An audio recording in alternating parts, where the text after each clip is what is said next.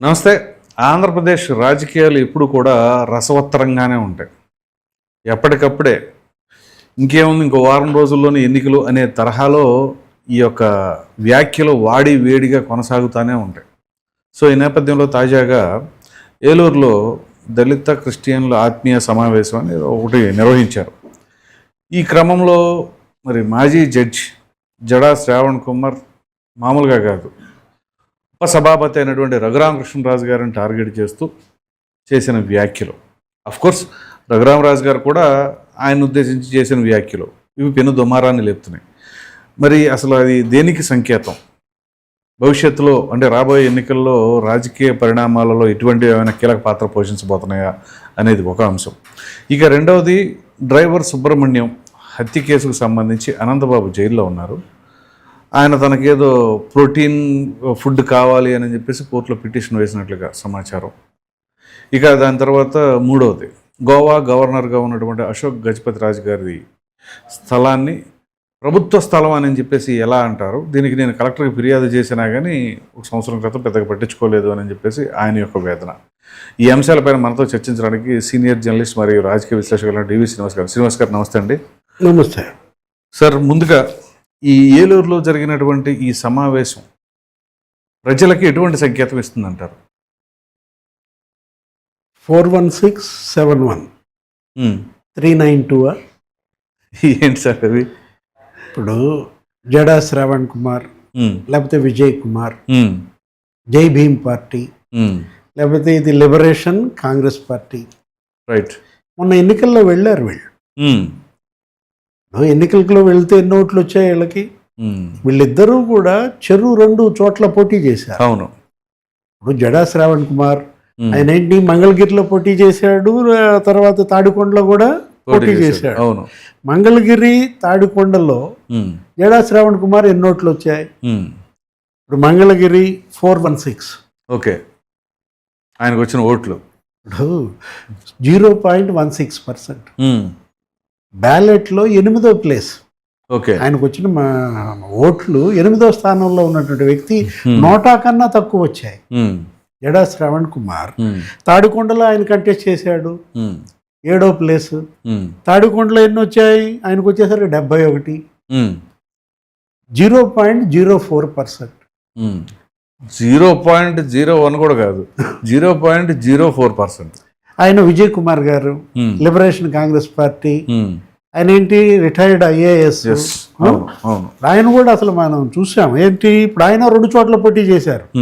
సత్యవేడ అసెంబ్లీకి వేసాడు, తిరుపతి పార్లమెంట్కి వేసాడు. ఇప్పుడు సత్యవేడ అసెంబ్లీ విజయ్ కుమార్కి ఎన్ని ఓట్లు వచ్చాయి? 392. ఓకే. అంటే 0.21%. 9th place. కంటెస్ట్ చేసిన వాళ్ళలో ఆయన 9వ స్థానం. తిరుపతి పార్లమెంట్కి ఎన్ని వచ్చాయి? 4302 ఓట్లు వచ్చాయి పార్లమెంట్కి. 0.31%. విజయ్ కుమార్ కానీ శ్రవణ్ కుమార్ కానీ మొన్న ఎన్నికల్లో మీరు వెళ్ళారు. గత 4-5 ఏళ్లుగా వాళ్ళ యొక్క ప్రజల్లో వాళ్ళ యొక్క విలువ, ఆదరణ ఈ స్థాయిలో ఉంటే, నేను చెప్పిన నంబర్ మీరు చెప్పగానే మీరేమనుకున్నారు? ఇదేమన్నా cell phone number? Phone number లాగానే ఉంటుంది కదా.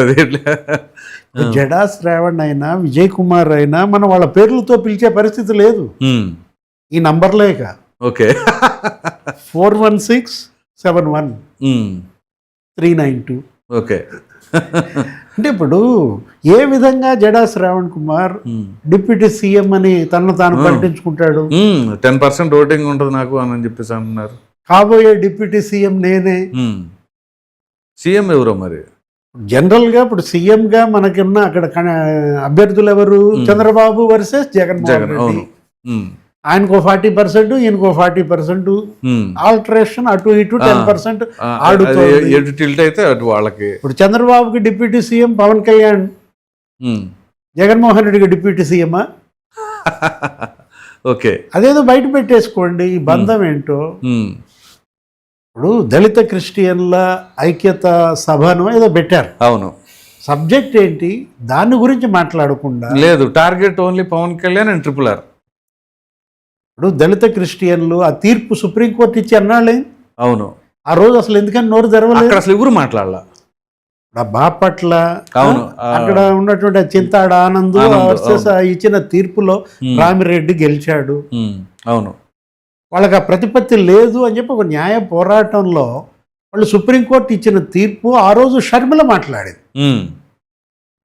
మీకు గుర్తుండే ఉంటుంది. ఏది గన్ షాట్ గా షర్మిల బయటకు వచ్చి నేను దళిత క్రిస్టియన్లకు అండగా ఉంటాను, రాజశేఖర రెడ్డి బిడ్డని, జగన్మోహన్ రెడ్డి నోరు తెరవే అని ఆ రోజు అన్నది.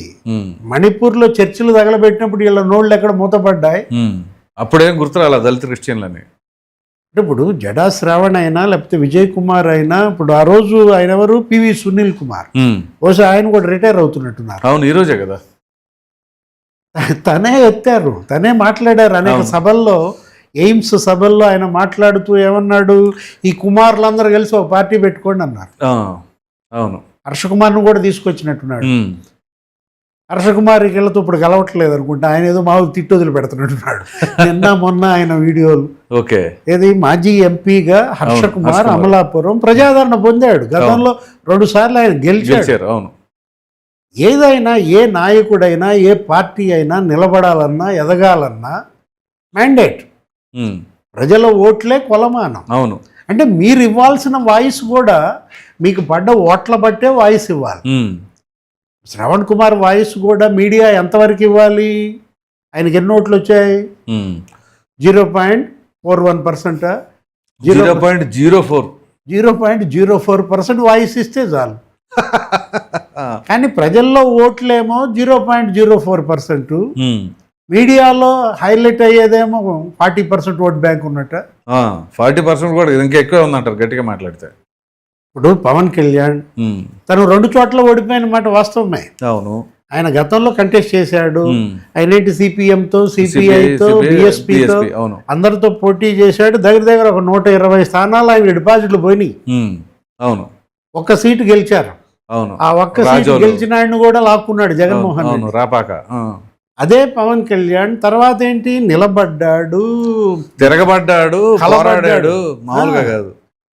అతను బ్రహ్మాండంగా 21 సీట్లు అసెంబ్లీకి పోటీ చేశాడు. 100% స్ట్రైక్ రేట్తో గెలిచాడు. 2 పార్లమెంట్ కంటే చేశాడు, 100% గెలిచాడు. ప్రూవ్ చేసుకోండి, ప్రజల్లోకి వెళ్ళండి, ప్రజా సమస్యలపై పనిచేయండి. ఈ నోటి దూలేంటి, జూనియర్ కేఏ పాల్, నాకు ఇంకేం గుర్తురా. కేఏ పాల్ పాత్ర మనకు తెలుసు. కేఏ పాల్ ఇంకా చాలా బెటర్ కదా సార్. కేవలం బ్రహ్మాండంగా ఆయనకి ఏంటంటే ప్రపంచవ్యాప్తంగా ఆయనకు ఒక క్రేజ్ ఉంది. ఒకప్పుడు ఒక పెద్ద, ఆయన ఒక పొలిటికల్ పార్టీ, ఆయనకి ఇదే పర్సెంటేజ్ ఆఫ్ ఓట్స్. అవును. ఎన్ని చోట్ల కంటెస్ట్ చేశాడు ఆయన, ఇప్పుడు ఎన్ని మాట పోటీ చేశాడు. అంటే ఒకటి విదూషకుడి పాత్ర పోషించకూడదు. బఫూన్స్ కాదు, మీరు లీడర్స్గా ఎదగాలి. మీ మాట తీరు కానీ మీరు కానీ. అభినవ అంబేద్కర్ అంటాడు ఒక ఆయన ఆ వేదిక మీద, జడా శ్రావణ్ని ఉద్దేశించి అభినవ అంబేద్కర్ ఎవరు అన్నారులేనా, కరెక్టే. ఇప్పుడు ఆయన పేరు మనకి అందుకే నేను ఎత్తలా. అసలు అది షాకింగ్ కామెంట్ అది. అరే అతను నవ్వుకుంటున్నాడు. ఏ మాత్రం నాకు ఆయనకి సాపత్యం లేదు, నన్ను మీరు అంబేద్కర్ని ఒక సరసన పెట్టడం ఏంటి అనే నామోషీతనం కానీ, ఇన్ఫీరియారిటీ అసలు ఏంటది, అసలు సుపీరియారిటీ. దాన్ని క్షమించరు ప్రజలు, దేన్నైనా క్షమిస్తారు. కానీ మీకెంత బలం ఉందో అంతగా మీరు ఉంటే, ఏది మీ స్పేస్కి ఎంత ఇచ్చారో ప్రజలు అంతవరకు ఒదిగి కూర్చుంటే గౌరవం. అవును. అంతే తప్ప ఇప్పుడు నేను జడ్జి చదివాను. ఇప్పుడు కరెక్ట్ పాయింట్కి వచ్చారు మీరు, చెప్పండి. నువ్వు 10వ తరగతి నువ్వు డిప్యూటీ సీఎం కాగానేది, నేను డిప్యూటీ సీఎం కాలేనా? మరి అలాంటప్పుడు డైరెక్ట్గా మోదీ గారి కంటే కూడా ఎక్కువ క్వాలిఫికేషన్ కదా, ప్రధానిగా ట్రై చేయొచ్చు కదా. అసలు జడ్జి అనేది చదువు ఉంటుందా? క్వాలిఫికేషన్ ఎవరైనా ఇప్పుడు లాయర్గా ఎల్ఎల్బియో ఏదో చదువుకుంటారు. జడ్జి అనేది చదువు ఏంటి? బిఏలో, బీకామ్ బిఏలో, బిఎస్సీ బిఏలో ఏదో ఉంటుంది, లేకపోతే ఎంఏ బిఏ పరీక్షలు రాస్తారు, పాస్ అవుతారు. ఇప్పుడు ఒకటి పవన్ కళ్యాణ్ని టార్గెట్ చేయడం ద్వారా మనం ఎదుగుతామా? ఏం ఎదుగుతారు? చాలా మంది అట్లా చేసి ఏమయ్యారు చూసాంగా. ఎక్కడ నీకు ఎక్కడ, పవన్ కళ్యాణ్కి ఎక్కడ ఒక సాపత్యం ఉండాలి కదా, కంపారిజన్ చేసుకున్నా కానీ. అవును. ఇప్పుడు ఏలూరు లోక్సభ కంటెస్ట్ చేస్తారా రేపొద్దున? చెయ్యండి, ఎవరు వద్దన్నారు? ఇంకా 3 ఏళ్ళు, ఈ 3 సంవత్సరాలు ఏలూరు పార్లమెంట్లో పనిచేయండి. అది వదిలేసి అరే 4 గోస్తా అంటాడు. అదే కదా, 4 కోస్తానంటారు, పవన్ కళ్యాణ్కి పార్సల్ చేస్తానంటారు. దేనికి ఏంటి 4 కోసేదేంటి? ఎవరు మరి ఇప్పుడు మీ 4 కోసేవాళ్ళు లేరా? అంటే మనం ఎక్కడున్నాం? మనం ప్రజాస్వామ్యంలో ఉన్నామా? 4 కోసేవాడు అసలు జడ్జి ఎలా అవుతాడు? అది సమాజంని అస్థిరపరుస్తున్నట్టుగా చట్టపరమైన చర్యలు ఉండవా సార్? అంటే ఏ సందేశం ఇస్తున్నారు వీళ్ళు ఈ విధమైన మాటల ద్వారా? అంటే అక్కడ ఉన్నటువంటి జనం వచ్చిన వాళ్ళని రెచ్చగొట్టడమే పని. అదే అంటున్నాను. అప్పుడు ఇట్లా రెచ్చగొడితే అది మరి సమాజాన్ని అస్థిరపరచడం కదా. అంటే ఇప్పుడు మీరేంటి అసలు మీ మెసేజ్ ఏంటి? దళిత క్రిస్టియన్లు వాళ్ళకి రిజర్వేషన్లు, దానిపైన ఫైట్ చేయండి బ్రహ్మాండంగా. ఏదో నువ్వు మాజీ జడ్జివే, అది కోర్టు ఇచ్చిన తీర్పే కదా, మరి కోర్టులో పిటిషన్లు వేసుకోండి, ఏదో ఒకటి చేయండి. రాజ్యాంగం రద్దు, అదేదో ఆర్టికల్ 3 ఏదో ఉన్నట్టుంది అక్కడ, ఆమె చెప్పింది షర్మిల, పారాగ్రాఫ్ 3, దాన్ని రద్దు కోసం పోరాటం చేయండి, వినతి పత్రాలు ఇవ్వండి, సంతకాల సేకరణ ఉద్యమం ప్రారంభించండి. ప్రజాస్వామ్యంగా అనేక ప్రొసీజర్స్ ఉన్నప్పుడు వాటిని వదిలేసి మీటింగ్ పెట్టేసి జనాన్ని రెచ్చగొట్టేసి 4 కోస్తామంటే 4 కోస్తామేంటి? రఘురామకృష్ణరాజు గారిని అయితే ఇంకా దారుణంగా కోస్తే 2 రోజులు సరిపోతావు అది అని చెప్పేసి మాట్లాడారు. అంటే ఇది వ్యక్తిగత దూషణలకి ఇవాళ ఈ వేదికలు కాకూడదు. ప్రజాక్షేత్రంలో మీరు ఉండాలనుకున్నప్పుడు, ఎన్నికల్లో మీరు గెలవాలనుకున్నప్పుడు, గతంలో మొన్న ఫలితాలు చూసాం. వెంకయ్యనాయుడు చెప్పాడు నిన్న కూడా మాట్లాడుతూ, ఆయన ఏదో పుస్తక ఆవిష్కరణలో పార్టీలను చూస్తే, రాజకీయ నాయకులను చూస్తే అసహ్యం వేస్తోంది అన్నాడు. మాజీ ఉపరాష్ట్రపతి. అరే బూతులు మాట్లాడే వాళ్ళకి పోలింగ్ బూతుల్లోనే సమాధానం చెప్పారని గతంలో కూడా. అవునవును. అయినా వీళ్ళల్లో మార్పు రాకపోతే అదే స్ట్రాటజీ లాగా ఉంది. ఇప్పుడు వైసీపీ ఏముంటుంది, రప్ప రప్ప అంటున్నారు వాళ్ళు, ఈయన వచ్చాము ఇప్పుడు 4 వస్తాను అంటున్నారు. అంటే వీళ్ళందరూ ఫార్ములా ఒకటేనా సార్? అన్రెస్ట్ అంటే ఏంటి? లీగల్ ఫైట్ వదిలేశారా? హౌస్ ఫైట్ వదిలేశారా? అంటే ఇక స్ట్రీట్ ఫైట్ అంతే.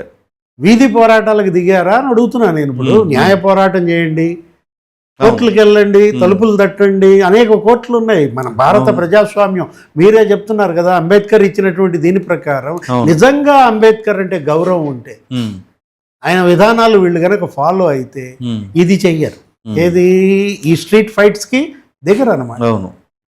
ఇలా మాట్లాడతాడు అంబేద్కర్, ఆయన ప్రసంగాలు, అయ్యో అభినవ అంబేద్కర్ అంటే ఇతను. ఆయనేమో రాజ్యాంగ సృష్టికర్త, వీళ్ళేమో 4 కోసే సృష్టికర్తలు. ఇప్పుడు మనం అంటుంది అదే, ఏది దీన్ని అడ్డం పెట్టుకుని రెచ్చగొట్టడం ద్వారా అన్రెస్ట్ క్రియేట్ చేయటం. ఎప్పుడు ఎక్కడ ఏ చిన్న ఘటన జరిగినా అదే. రాజమండ్రి ఆయన ఎవరు పాస్టర్ చనిపోయాడు. పాస్టర్ చనిపోతే రాజమండ్రి, అది హైదరాబాద్ నుంచి బయలుదేరి మార్గ మధ్యమంలో అనేక చోట్ల ఆగాడు, ఏదేదో కొనుక్కున్నాడు, పడ్డాడు, లేచాడు, పడ్డాడు, చనిపోయాడు.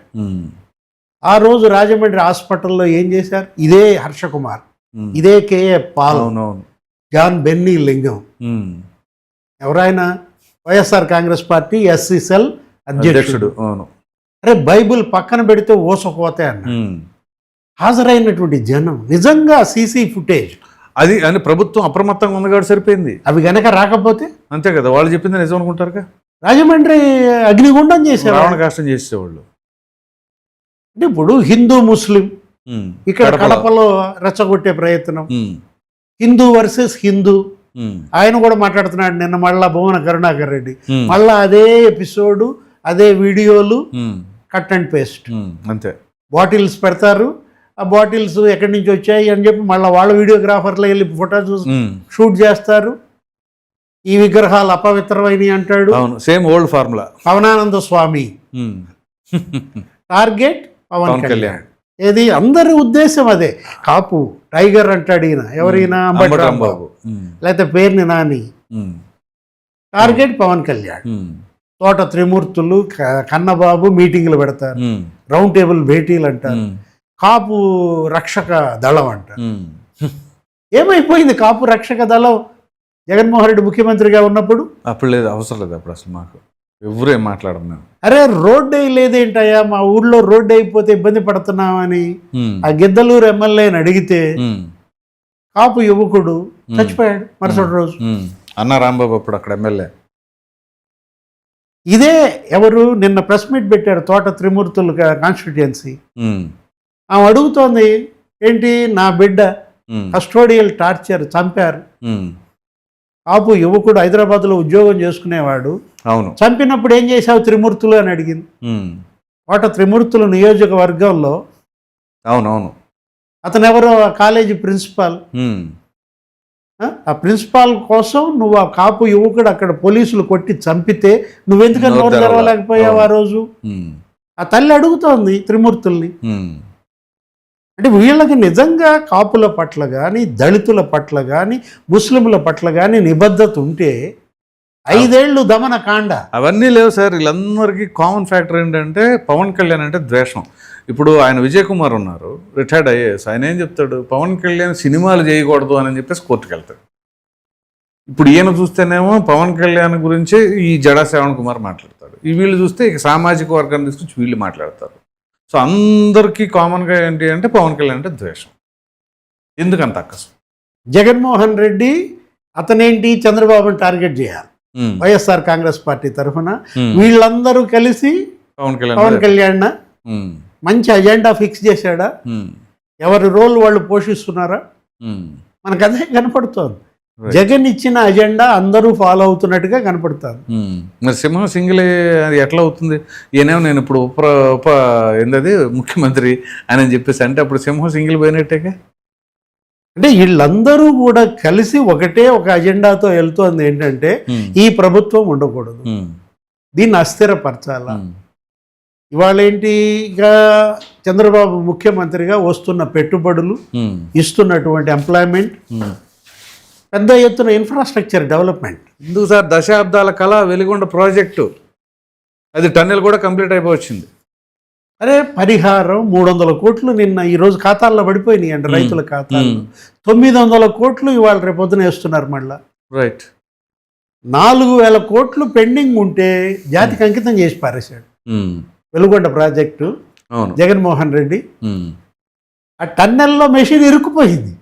అవును, ఇక దాన్ని వదిలేశారుగా. కనీసం దాన్ని బయటికి తీసుకురావటం కానీ అసలు అటువంటి పనులేమి చేయకుండా 1,00,000 క్యూబిక్ మీటర్లు మట్టి ఆ టన్నెల్లో ఉంటే ఇప్పుడు వచ్చిన తర్వాత వీళ్ళు దాన్ని తొలగిస్తున్నారు. జాతికి అంకితం చేసి పారేశాడు జగన్మోహన్ రెడ్డి. అంటే వెలుగొండ కనీసం అక్కడ ఒక 7,000 మంది నిర్వాసితులు ఉంటే 92 మందికి ఇచ్చాడంట పరిహారం. 7,000 మంది ఎక్కడ, 92 మంది ఎక్కడ సార్? అంటే ప్రజలు ఇవాళ ఏంటి, జగన్మోహన్ రెడ్డి పరిపాలన ఎలా ఉంది, చంద్రబాబు పరిపాలన ఎలా చేస్తారు కదా, ఈ బేరీజ్ వేయకూడదు. చర్చ దాని మీద జరగకూడదు. రైట్. ఇవాళ అభివృద్ధి పైన చర్చ జరగకూడదు, సంక్షేమం పైన చర్చ జరగకూడదు. ఇవాళ రోడ్లు, రైల్వే నెట్వర్క్, పోర్టులు, investments, employment, mega DSC, constable పోస్టుల భర్తీ, వీటన్నిటిపైన చర్చ జరగకూడదు. దేని మీద చర్చ జరగాలి? ఎంతకాడికి 4 కోస్తా, 4 కోస్తా ఊర్లకు సరిపోతారు, వీటి మీదే ఉండాలి. లేకపోతే అమరావతికి వెళ్ళండి, అమరావతిలో అన్రెస్ట్ క్రియేట్ చేయండి. అసలు మీకు అమరావతి పరిరక్షక దళం అంట, పరిరక్షక కమిటీ. ఎవరు పరిరక్షించేది? అవినాష్, దేవినేని, లేకపోతే అంబటి రాంబాబు, పేర్ని నాని, లేళ్లప్పిరెడ్డి, పానుగంటి చైతన్య, నూనె ఉమామహేశ్వర్ రెడ్డి, వీరు ఎవరైతే తెలుగుదేశం పార్టీ కార్యాలయం తగలబెట్టారో వాళ్ళే ఇప్పుడు వాళ్ళందరూ ఇవాళ ఈ కేసులో ఇక్కడికి వచ్చి, అంటే ఏంటంటే అమరావతిలో అశాంతి, ఆంధ్రప్రదేశ్ ప్రశాంతంగా ఉండకూడదబ్బా, ఏం చేయాలో చెప్పు. అన్ని రకాలుగా వేసుకుంటూ ఉంటారు అన్నమాట షెడ్యూల్ ప్రకారం. రేపు ఇది చేయండి, ఎల్లుండి ఇచ్చేయండి, ఈ వారంలో ఇవి ఉండదు, ఈ ప్రకారం ప్లాన్ చేసుకోవటం, వెళ్ళటం. చలో మూలాపేట అని పెడతాడు ధర్మాన్ ప్రసాదరావు, బొత్స సత్యనారాయణ, ఆ బ్యాచ్ అంతా అక్కడికి వెళ్ళి ఉత్తరాంధ్ర నీ కన్సర్న్లో లేదా బాబు అంటాడు. ఈయన వచ్చి మావిగాని అంటాడు ఏమంటే మళ్ళీ. ఉత్తరాంధ్ర చంద్రబాబు కన్సర్న్లో లేకపోతే వచ్చిన 24 లక్షల కోట్ల పెట్టుబడుల్లో సగం అక్కడ. అవును. అరే ప్రధాని మోడీ 1,50,000 కోట్లు అక్కడ శంకుస్థాపన, ఎన్టీపీసీ గ్రీన్ హైడ్రోజన్ హబ్. అవును. అశ్విని వైష్ణవ్ 1,50,000 కోట్లు ఆర్సిలర్ స్టీల్ మెటల్ కంపెనీ శంకుస్థాపన. అరే గూగుల్ డేటా సెంటర్ 1,50,000 కోట్లు. ఉత్తరాంధ్ర నీ కన్సర్న్లో లేదా బాబు అంటే ఇప్పుడు ఎప్పటి నుంచో డిమాండ్ ఉన్నటువంటి విశాఖ రైల్వే జోన్ ఓకే అయింది కదా, అది కూడా స్టీల్ ప్లాంట్కి సంబంధించిన ఫండ్స్ ఏంటి గ్రాంట్స్ వచ్చినాయి కదా. ఇంకా ఉత్తరాంధ్ర నీ కన్సర్న్లో లేదా బాబు అని ధర్మానంటే జనం ఏమనుకోవాలి? ఈ ఎవరు మాట్లాడితే ఇక్కడ బలైపోయినట్లేదు, ప్రజలు అర్థం చేసుకుంటారు కదా. సిఆర్డిఏ రిపీల్ బిల్ పెడతాడు, సిఆర్డిఏ రక్షక కమిటీ పెడతాడు. సిఆర్డిఏని రద్దు చేసింది ఆయనే కదా ఫస్ట్. అప్పుడు కోర్టు మళ్ళీ ముట్టుకెళ్ళి ఎత్తే కానీ మళ్ళీ దాన్ని పునరుద్ధరించారు. కౌన్సిల్ రద్దు బిల్లు పెడతాడు, కౌన్సిల్లో పోరాటం చేయండి బొత్స సత్యనారాయణ అని అంటారు. అవును, ఏంటి స్ప్లిట్ పర్సనాలిటీ? మాట తప్ప మడం తప్పం. ఏదో అపరిచితుడో ఏదో సినిమా ఆంధ్రప్రదేశ్ మొత్తం ఇక ఆ సినిమా ఆడుతుందా? రైట్, ఎన్నాళ్ళు చూడాలి ఈ సినిమా మనం? చూద్దాం మరి దీనికి ఎండ్ పాయింట్ అనేది ఎన్నికలే. మళ్ళీ రాయలసీమ అక్కడ లిఫ్ట్ అంటాడు, అక్కడ రౌండ్ టేబుల్ కాన్ఫరెన్స్లు పెట్టిస్తూ ఉంటాడు.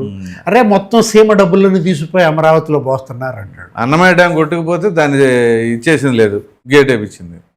12,000 కోట్లు ఖర్చు పెట్టారంట సీమ ప్రాజెక్టులపై ఈ 24 నెలల్లో.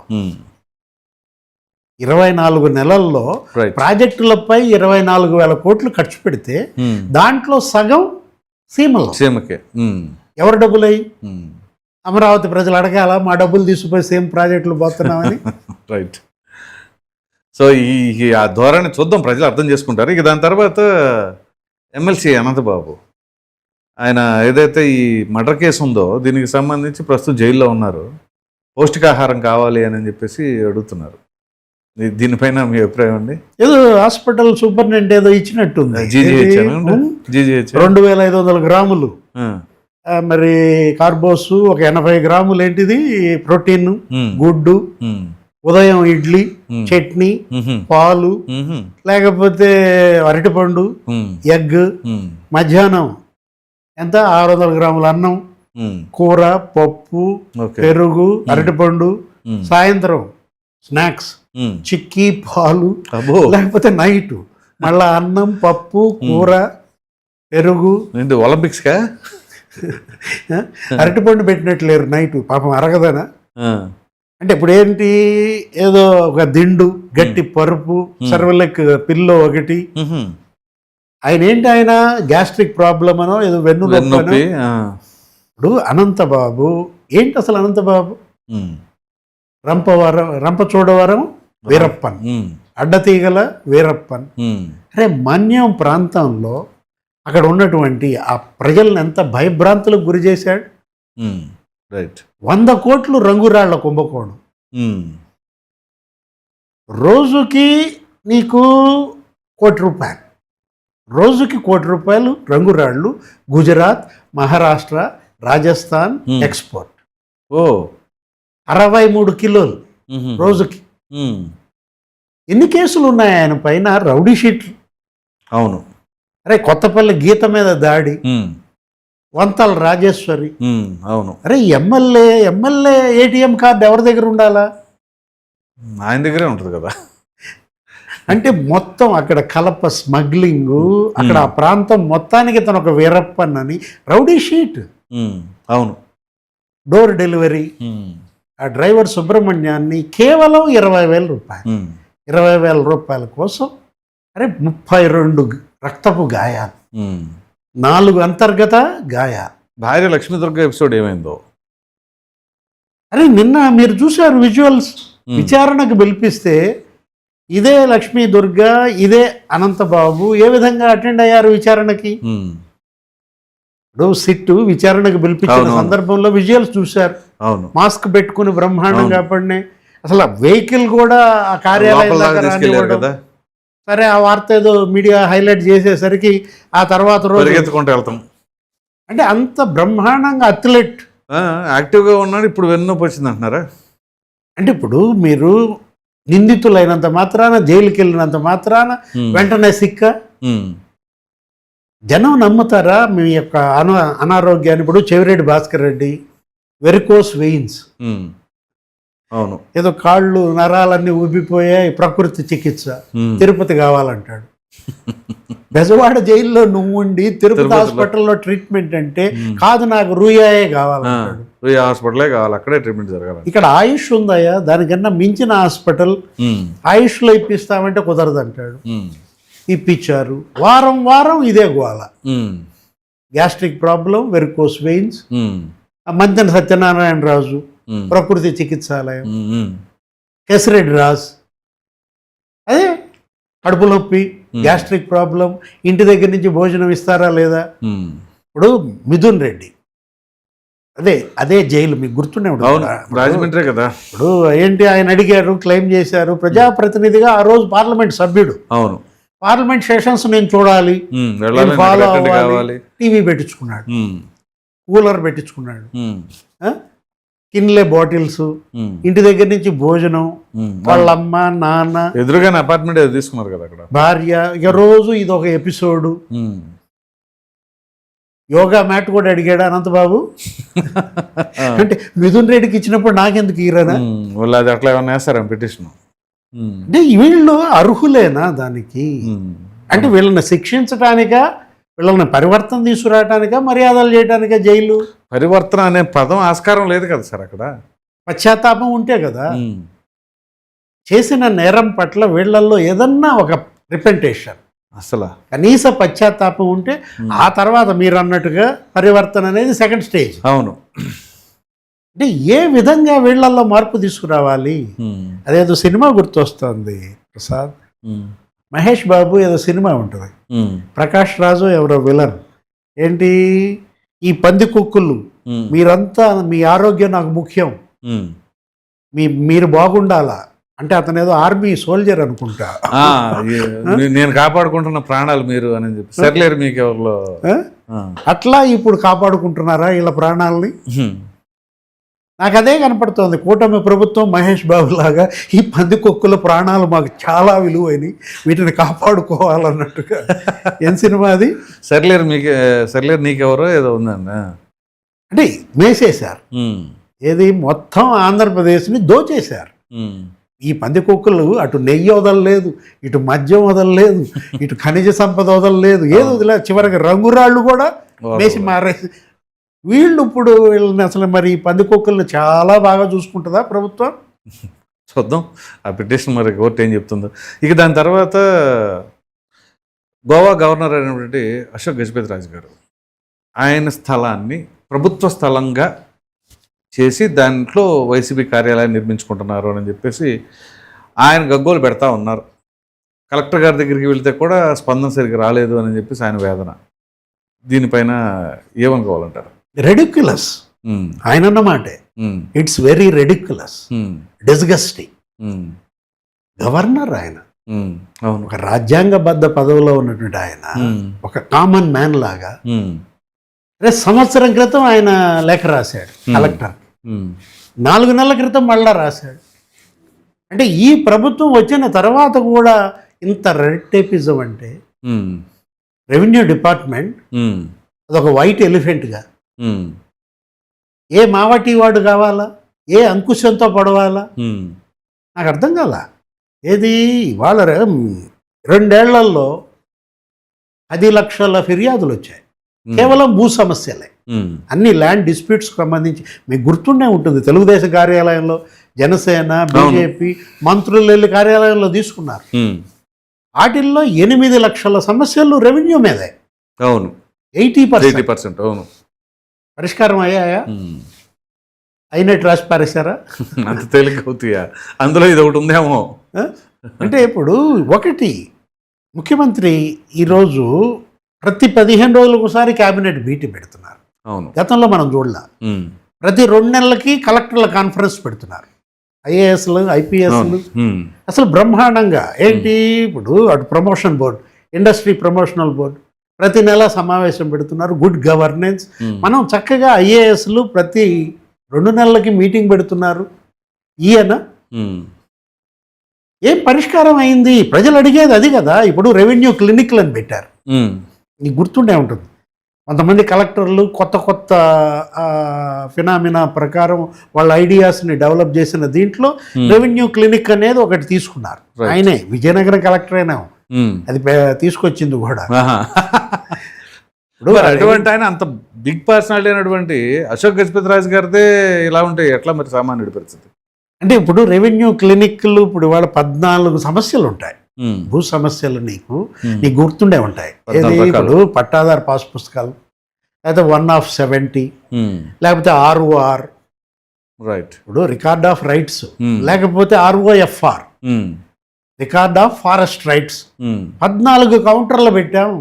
14 సమస్యల్ని ఒక్కో కౌంటర్లో ఒక్కో సమస్య తీసుకుంటున్నాం, వాటిని ఐసోలేట్ చేస్తున్నాం. అది ఏమన్నారు మర్చిపోయా, ఇంకోటి కొత్తగా ఏమని చెప్పారు, 1 month 1 village 4 visits అన్నారు. ఇదే ఈ రెవెన్యూ సమస్యల పరిష్కారం కోసమే 1 month 1 village 4 visits అని ప్రతి గురువారం అర్జీలు తీసుకోవటం, రెండో గురువారం వాటిని పరిశీలించటం, విచారించటం, మూడో గురువారం గ్రౌండ్ విజిట్, క్షేత్రస్థాయికి వెళ్ళి అక్కడ ఉన్న అభ్యంతరాలు అవి తీసుకోవటం, 4వ గురువారానికి పరిష్కారం. అంతేనా?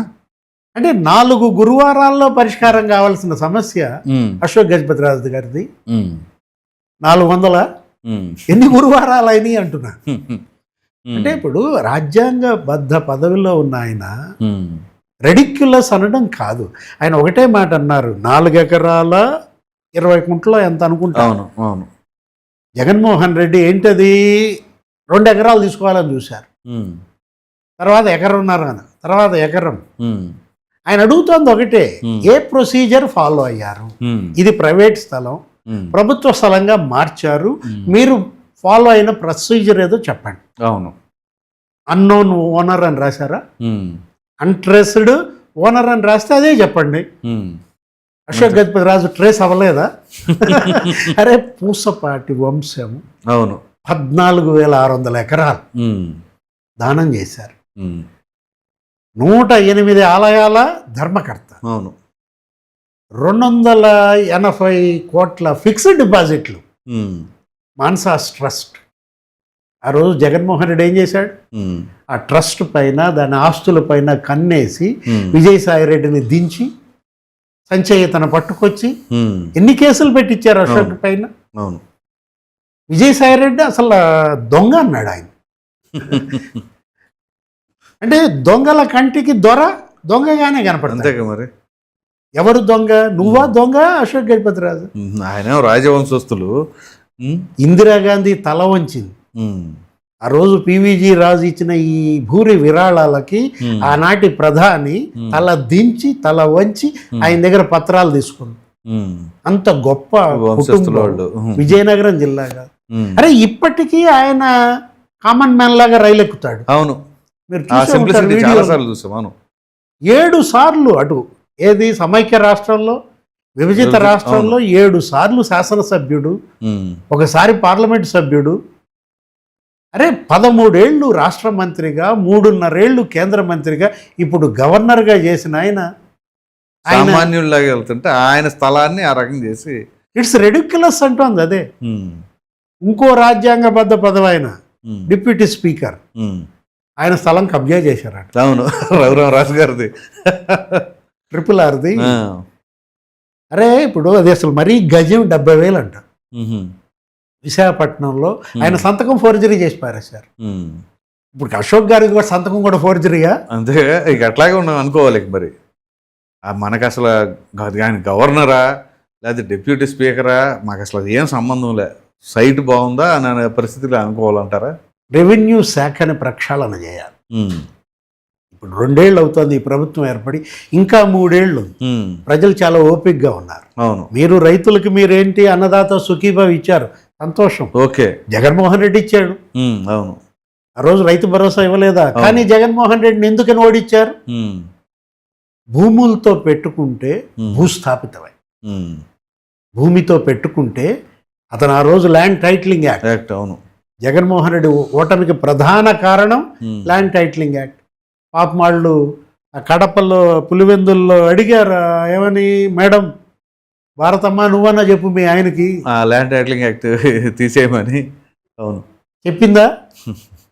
తీసేశాడా? చెబితే తీసేస్తే జగన్కి పరిస్థితి వచ్చేదా? ఇవాళ కూటమి ప్రభుత్వం ఈ 3 ఏళ్లలో ఆ రెవెన్యూ సమస్యలు పరిష్కరించకపోతే లా అండ్ ఆర్డర్ దాన్ని గనక దారిలోకి తీసుకురాకపోతే ఈ రెండే రేపటి battle next. Right right sir, thank you. నమస్తే.